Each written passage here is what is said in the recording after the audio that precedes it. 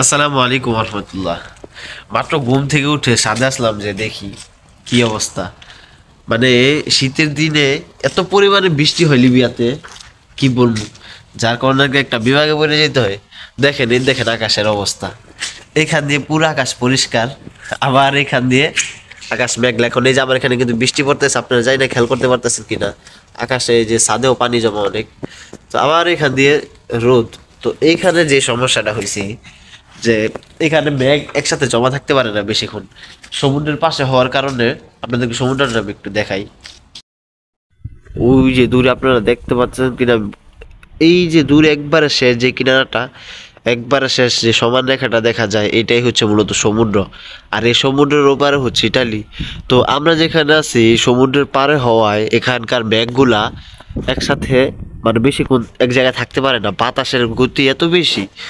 যার কারণে আপনার এই ব্যাগগুলা 5 মিনিট পর পর দূরে চলে যায়, 5 মিনিট বৃষ্টি আসে বা অনেক জোরে বৃষ্টি আসে, বরাব পরে শিলা বৃষ্টি আসে। তো তারপর আবার শেষ হয়ে যায়। তো এই যে দেখতে পারতেছেন যে আকাশের অবস্থা এমন এক ভয়াবহ পরিস্থিতিতে মানুষ, মানে কি বলবো, মানুষের স্বাস্থ্য নিয়েও একটা ঝুঁকি, যে আমাদের সাথে যারা আছে তো প্রায় সবাই অসুস্থ হয়ে যায়। তো যাই হোক, এই একটা ভয়াবহ আল্লাহর কাছে আশ্রয় চাই। আল্লাহুম্মা হাওয়ালাইনা ওয়ালা আলাইনা। আল্লাহ আমাদেরকে বৃষ্টি দান করুন আমাদের আশেপাশে, আমাদের উপরে নয়। তো আল্লাহ তাআলা উত্তম পরিকল্পনাকারী, যাই না। তো এখন সকালবেলা ঘুম থেকে উঠটা মূলত আমি যে কারণে ছাদে আসছিলাম, যে এই যে শাকগুলা কয়দিন ধরে রেখা দিচ্ছি ঘরে, যে শাকগুলা বুনবো। কিন্তু আমাদের এখানে যে মাটি ছিল কিছু, তো এই মাটির মধ্যে এগুলা আমি বোনার জন্য আনছিলাম, যে দেখি পুঁই শাকের ডগাগুলা এগুলা বুনা কিছু শাক হয় কিনা। আমাদের পূর্ববর্তী যারা ছিল তিনারা নাকি এখান থেকে মাটিতে এগুলা বুনা শাক হয়েছিল অনেকগুলা।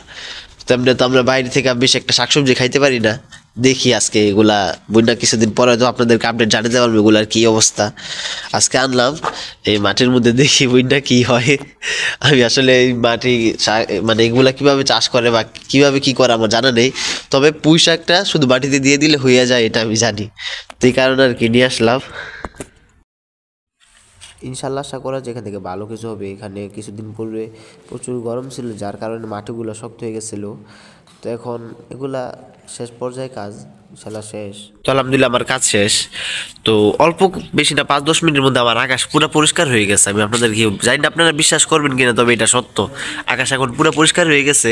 কিন্তু আবার কিছুক্ষণ পর আবার পুরো আকাশ অন্ধকার হয়ে যায়। জানি না কিভাবে এগুলো আর কি বাতাসের গতির কারণে হয়ে থাকে এরকম, হয়তো বা বাংলাদেশের আবহাওয়া এই জায়গার সাথে মিলবে না। তো এখন আমি চলে যাচ্ছি। তো ঠিক আছে, আমি চলে যাই। ইনশাল্লাহ পরবর্তীতে কোনো ভিডিওতে দেখা হবে। আসসালামু আলাইকুম রহমতুল্লাহ।